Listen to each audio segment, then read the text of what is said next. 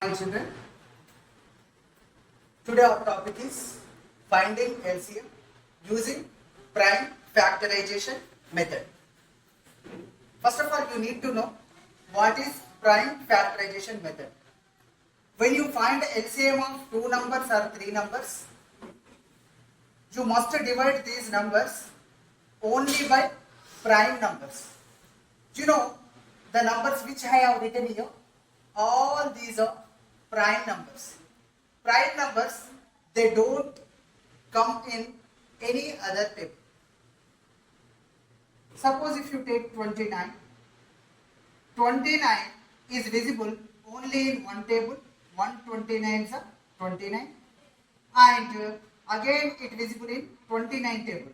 That means its own table, 29 ones are 29. None other than these two, it doesn't appear in any table.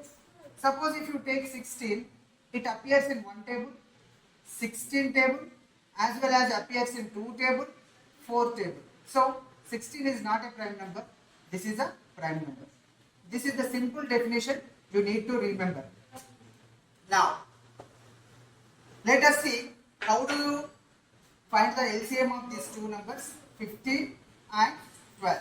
15 and 12 must be inside these two lines, and this we call as a division method.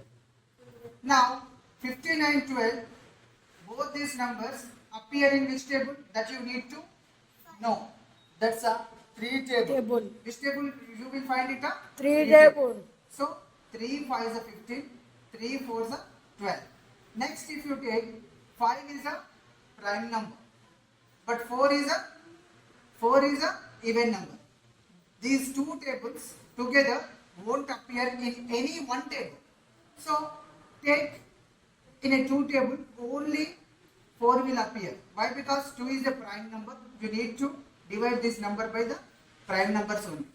2 2 is a 4. 5 you won't get it. So take it down as it is. Again 2 table. 2 ones are 2.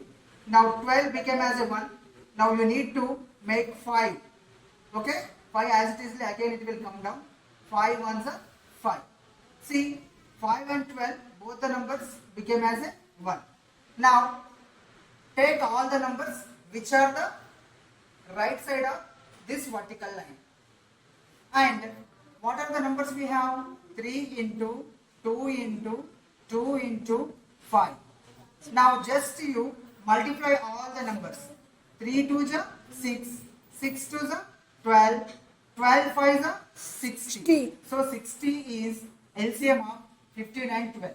Why I call this prime factorization method means when you find this LCM, you used only prime numbers in the division, not other numbers. You have not taken 4 or you have not taken 6 or any other even numbers. That's why it is called as a prime factorization method.